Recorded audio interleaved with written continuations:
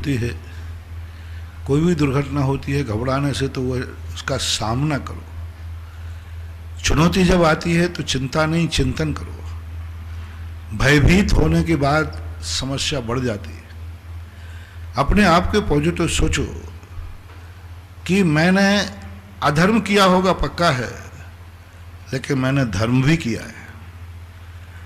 मैंने धर्म की भी श्रद्धा की है। मैंने अधर्म किया है पक्का है, तभी तो सजा मिली, लेकिन मैंने धर्म भी किया है और आज भी धर्म का करने का भाव करता हूँ। हमारे शास्त्रों में एक सोच दिया भावी वर्ग, यदि तुम्हारे जीवन में कोई संकट आया है तो पहले तो यह एक्सेप्ट करो कि हमने जरूर कोई पाप किया है। ऐसा क्यों हो रहा है, मैंने तो धर्म ही धर्म किया है, मैंने कोई पाप किया ही नहीं, ये कहना तुम्हारे पाप को बढ़ावा है। ये कहना तुम रिमांडर पर और जाओगे। मैंने तो कोई पाप किया ही नहीं, मैं तो सदा धर्मात्मा था, मैं तो सब ये था।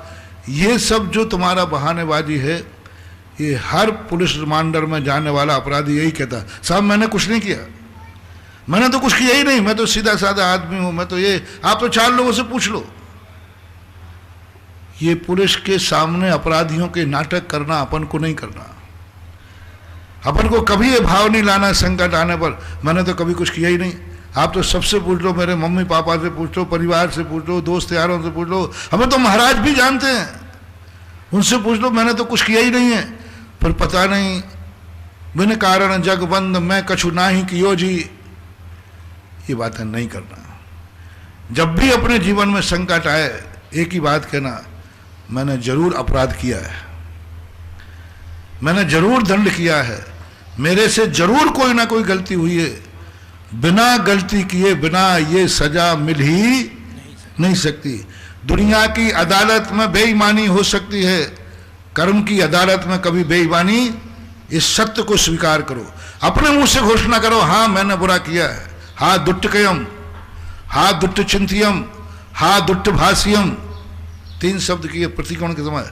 हा दुष्ट चिंतियम, मैंने चिंतन किया दुष्ट, मैंने दुष्ट किया है, मैंने दुष्ट करवाया है, मैंने दुष्ट की अनुमोदना की है, जरूर की। मैंने बुरा किया है, बुरा करवाया है, बुरे की अनुमोदना की 100 बार की है, स्वीकार करो, एक्सेप्ट करो। फिर उसके बाद नियम करो, मैंने जो धर्म किया है उस धर्म को साक्षी मान करके, जो मैंने अच्छा कर्म किया है उसको साक्षी मानकर नियम लेता हूं, भविष्य में ऐसा दुष्ट कर्म मैं नहीं करूंगा, ऐसा दुष्ट कर्म मैं नहीं करूंगा। बस ऐसा चिंतन हम करेंगे तो हमारा साहस बढ़ेगा। हो सकता है कि वह पाप जो उदय में आया है वो पुण्य के रूप में परिवर्तित हो जाए। यदि 2 चिंतन हमने किए कि मैंने तो कुछ किया ही नहीं है, तो आपका शुभ उदय नहीं आएगा। इतना मैंने धर्म किया, इसने क्या कर लिया, इतना धर्म किया मैंने, यदि ऐसा भाव आ गया तो भी तुम्हारा पाप कटेगा नहीं। मैंने धर्म किया है, उस धर्म का फल ये है कि भविष्य में अब ये गलती नहीं करूंगा, लेकिन अतीत में किया है तो ये स्वीकार करने के बाद मुझे जो सजा मिल रही है, शायद ये सजा बहुत कम है। मैं अपराध करना तो मैंने बहुत बड़े बड़े अपराध किए होंगे, तभी तो इतनी सजा मिल रही। जब सजा इतनी सी मिल रही है तो पाप कितना होगा। ऐसा विपाक विषय धर्म ध्यान चिंतन करो और यही किया करो, जे कर्म पूर्व किए खोटे, सहे क्यों नहीं जीरा, अति क्रोध अग्नि बुझाए प्राणी, शाम जल्ले शीरा। क्षमता पूर्वक कर्म तो अपना फल देगा। यदि हम आकुल व्याकुल करके लेंगे तो शायद और दंड देगा, और यदि हम क्षमता पूर्वक लेंगे तो शायद कर्म भी झड़ जाए। अशुभ कर्म का उदय आया है तो शुभ का भी आ सकता है।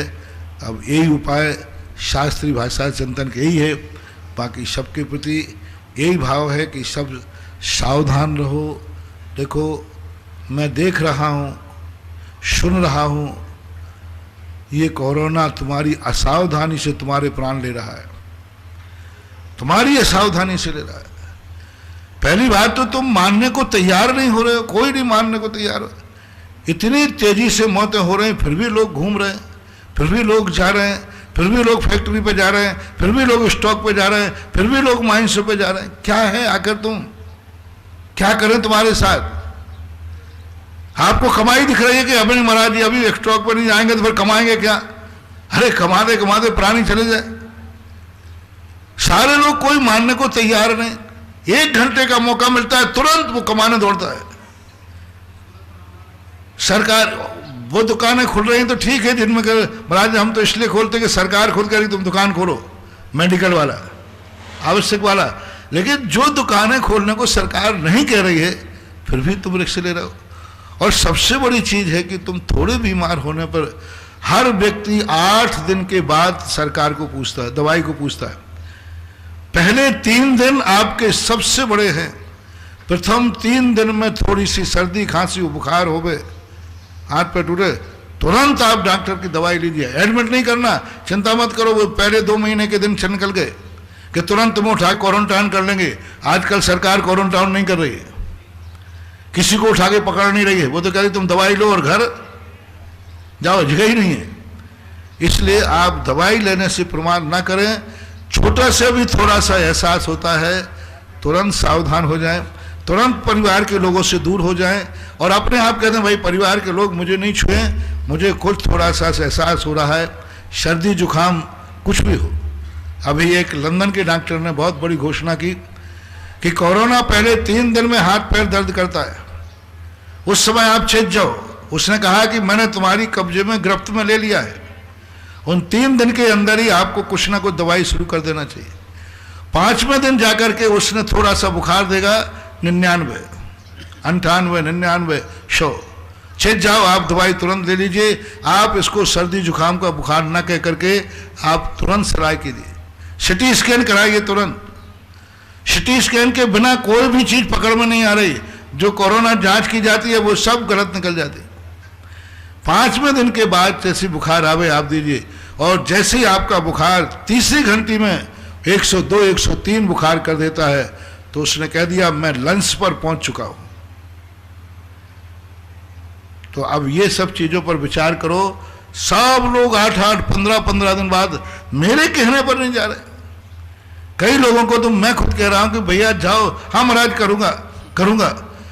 सारे लोग वैक्सीन तुम्हारे लिए आई है, वैक्सीन के लिए आप लोग डॉक्टरों से सलाह करके वैक्सीन लीजिए। आपको वैक्सीन जो जिस स्थिति में आपको बन रही है ना, डॉक्टरों की सलाह करिए। आपका अपना जो फैमिली डॉक्टर हो उससे पूछिए आपकी पोजीशन क्या है, डायबिटीज, ब्लड प्रेशर क्या है तुम्हारी थी। आप अपना फैमिली डॉक्टर से पूछिए जिससे आपने दवाई कराई है, और पूछ करके आपको इन सब चीज़ों पे आना चाहिए। आप ग्रस्त हैं, आपको चाहे मरो चाहे जियो, आपको डॉक्टर की बात मानना ही पड़ेगी, उसके अलावा कोई दूसरा उपाय नहीं है। बाद में आप लोग, बाद में फिर बड़े बड़े लाखों के इंजेक्शन लगेंगे, बाद में बड़े बड़े ऑक्सीजन वेंटिलेटर लगेंगे। करना तो वही पड़ेगा जो, और पहले कर लोगे तो थोड़े से में काम हो जाएगा। थोड़ी सावधानी रखो थोड़ा सा। और जो भाप आदि का जो बता रहे हैं आयुर्वेदिक वाले, उसको भी अपने लेते रहो। भाप आदि होने के बाद कोई काम नहीं करेगा, ये सब होने के पहले हैं। ये जो आजकल व्हाट्सएप में डाल रहे हैं कि ये कपूर सूंघ लीजिए, कपूर का ले लीजिए, वेंटिलेटर से वापस आ जाओगे, इन धोखे में मत रहना, अपनी जिंदगी रिक्स में मत डालना। ये सब चीजें कब हैं? जब तक तुम्हें हुआ नहीं है। होने के बाद तो आप इन सब, आजकल कोई भी तुरंत व्हाट्सएप पे अपने अपने नुस्खे। भारत में इतने डॉक्टर हैं जितने मरीज नहीं हैं। कब तुरंत डाल देते, कहीं ये कपूर ले लो, कहीं ये ले लो, कहीं ये कर लो। कोई कंडे की राख बताता, कोई मंडे की राख बताता। अरे भाई मर रहा है, कई लोग मर गए ऐसे में। ऐसा मत करो, जीवन जियो, और जिस ढंग से जी रहे हो उसी ढंग से जीना पड़ेगा आपको। तो आप ग्रस्त हो, आप लोग आवृत्ति हो, आप लोग अपनी मर्यादा को रखें। और ये जो व्हाट्सएपों पर नुस्खे चल रहे हैं, इन नुस्खे में ना आए, इन बहकावे में ना आए। ये देसी जितने इलाज हैं ये होने के पहले आप लीजिए, भाप लीजिए खूब अच्छी तरह, काढ़ा लीजिए आप खूब अच्छी तरह, जिनको नहीं हुआ है। लेकिन जिनको हो रहा है वो तो डॉक्टर की ही सलाह लेना, क्योंकि वैद्यों के पास इस कोरोना की कोई दवाई नहीं है, कोई दवाई इसकी नहीं है। इसकी दवाई आपको डॉक्टरों से परामर्श करना पड़ेगा। हाँ, इतना कर सकते हो, डॉक्टरों की दवाई पूछ करके जांच डॉक्टरों से कराओ, दवाई डॉक्टरों से लिखाओ, और जो तत्व उसमें हैं उस तत्व के आप आयुर्वेदिक दवाई में चले जाइए कि उस क्वालिटी का, उस पैटर्न का, उतनी ताकत का आयुर्वेदिक में क्या चीज है, वो उसको आप अल्टर कर सकते हैं। पर आपको एक बार जांच तो कराना ही पड़ेगी आधुनिक मशीन से, और उसका अल्टरनेट देसी दवाई कर लीजिए। बहुत सारे दवाइयाँ हैं। मैं तो हमेशा कई लोग डॉक्टर से, भैया आपकी टैबलेट क्या है, टैबलेट पूछ करके फिर हम वैद्य से सलाह करते कि इसमें ये चीज़ें डली हैं, इसका आपका क्या है, तो उसको देख करके वो आयुर्वेदिक दवाई देता है। खाने की बारी आए तो आयुर्वेदिक खा लीजिए, लेकिन आपको जांच तो करनी पड़ेगी ना, क्योंकि आयुर्वेदिक की नब्ज में कोरोना नहीं आता। मैंने वैद्य से पूछा कि कोरोना को कैसे पकड़ो तो वो कहते हम तो पकड़ेंगे, कफ का प्रकोप है उसको और हो जाएगा। तो अपन विवेक से काम करें। आयुर्वेदिक में है, लेकिन जांच पहले कराओ। यही मेरा साहस है, यही मेरा उपदेश है। सबको कह रहा हूं, चेतो, हर व्यक्ति ये मान के चलो कि मुझे कोरोना होने वाला है। मैं ये झूठा आश्वासन नहीं देगा, मेरा आशीर्वाद है, चिंता मत करो, बस तुम्हें कुछ नहीं होगा। मैं अपने भक्तों से खास तौर से कहना चाहता हूं, मत इस विश्वास में, मैं कोई विश्वास तुम्हें नहीं दे रहा हूं, ना शांति धारा का, ना अभिषेक का। बस मैं तो ये कह रहा हूं, हर व्यक्ति ये मान के चलो मुझे कोरोना होने वाला है। आपकी क्या तैयारी है? आपकी तैयारी क्या है? हम मरने वाले हैं, मरने की तैयारी क्या है? हर व्यक्ति तैयारी करके चले अपने परिवार में। किसी भी समय कुछ भी हो, तुम्हारी तैयारी रहना चाहिए कि महाराज यदि होता है तो हम ये तैयार हैं, हम 2 दिन के अंदर सारा इलाज करके निपटा लेंगे। होने के बाद फिर आप सोचोगे, विचार करोगे, चूक जाओगे। अभी से सब तैयारी करके रखो, डॉक्टरों से बात करके रखो, सब चर्चा करके रखो कि आकस्मिक यदि ऐसा होता है तो हमें प्रारंभ में क्या करना चाहिए, ऐसा